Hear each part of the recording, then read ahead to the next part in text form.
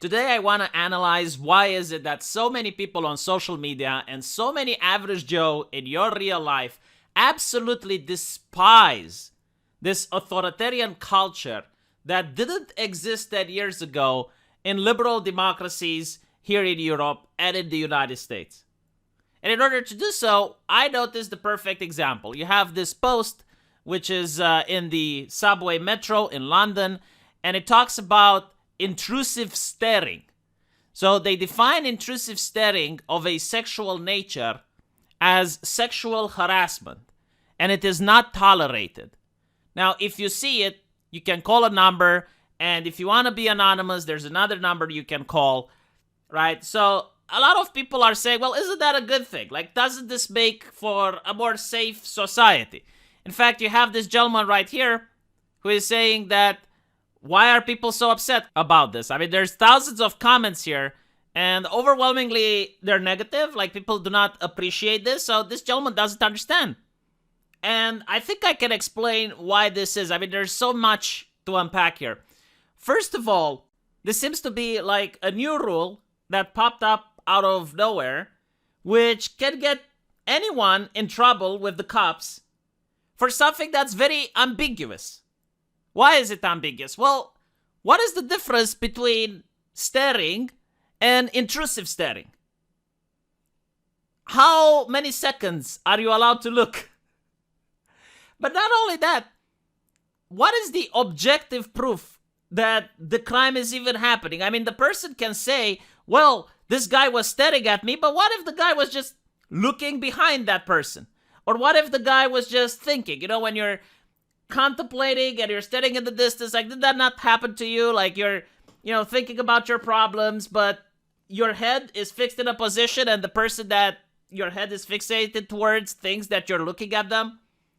I mean, all of this is completely subjective. It is 100% up to the person filing the complaint. How can you even follow this bizarre rule? And then it's like, well, what is the difference between sexual harassment and someone that actually wants to pick someone up? I mean, a lot of communication is nonverbal. Like, let's imagine David Beckham, the football player, is in the subway, and there's a woman that's staring at him. Is that sexual harassment? Like, should someone call the cops?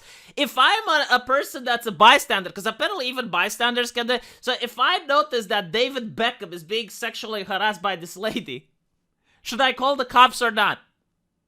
And then the question also becomes, like, what if the lady likes it? Like, what if David Beckham is looking at a lady and she enjoys the attention, but, like, some other guy that is there, because apparently, like, you can have, like, a third party doing this. So some other guy thinks that the interaction is not okay. Aren't you wasting resources? Aren't you wasting taxpayer money? Because at the end of the day, that's it. Like, it's a task force which is paid by the taxpayer money in order to do jack shit. There is actual harassment going there. There is actual physical assault in London. That there are actual people that get stabbed. Like, you would think you should fix that problem before you fix this? If this is even a problem, by the way. Like, again, we're talking about staring, right? I know it's uncomfortable, but at the end of the day, should there not be, like, certain things that are uncomfortable but still legal? I'm just asking for a friend. But with that out of the way, we have a Romanian saying for this, like, when there are stabbings going on and people are concerned about staring. The house is burning and the old lady is combing her hair. This is a Romanian saying, right? Like, you have more important issues to do than to comb your hair when the house is burning. And then it's also like people like myself. I have a problem, and I never spoke about it before, but, everyone has problems. The problem with sharing it on the internet is that if people don't have your problem, they trivialize it. Like, they don't find that it's something that you're dealing with. And at the same time, it's like the same people probably have a different problem that you don't deal with. So you should also trivialize theirs, I guess. But my problem is that I have difficulty making eye contact.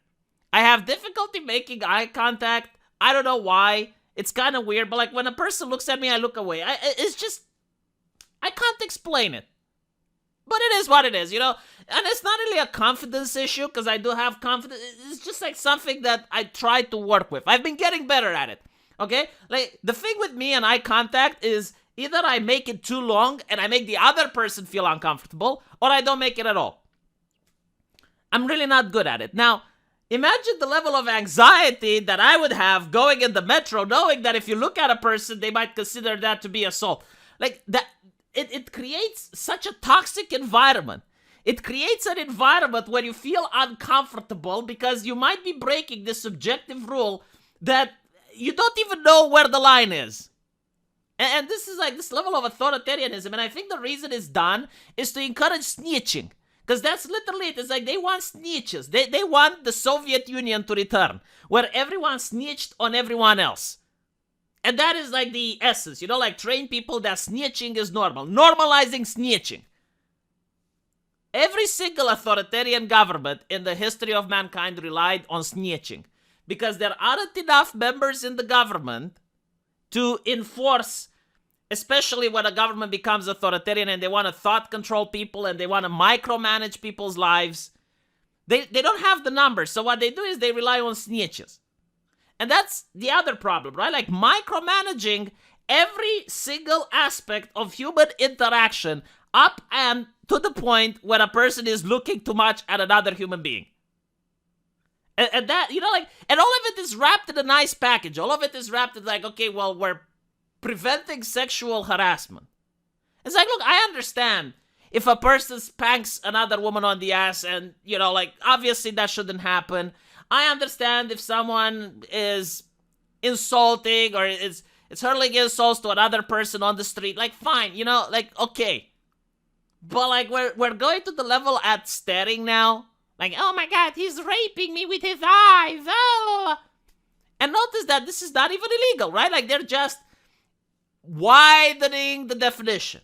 They're widening the definition. I mean, you can't even have, like, the definition that any single interaction that's unwanted between a man and a woman could be sexual harassment. No? And at that point, like, when you talk about it, it's like, well, what exactly are you talking about? Like, did he force her up against the wall and groped her, or did he just look at her, you know? Because, like, the things are so vague now that you don't know what the person is talking about, because the definitions are so bizarre that you need additional specification. But at the end of the day, the reason they're doing it is exactly what I said. Number one, to take some of that taxpayer money away. You know, when the government taxes you more and they want to tax you more, it's so that they can pay for shit like this. Have an entire task force that deals with a problem that, you know, you may argue that, okay, well, it's important or whatever, but, like, surely there are other problems more important and more urgent.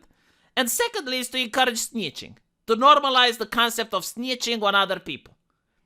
With something that is so bizarre, like, again, if I see two people in a train and one of them just looks at another, I can't for the life of me tell if that's consensual or not.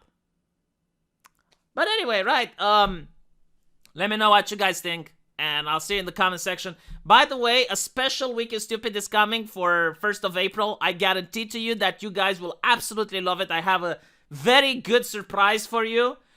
Make absolutely sure that you tune in to This Week is Stupid. You will not regret it. So hopefully I'll see you guys there. Take care.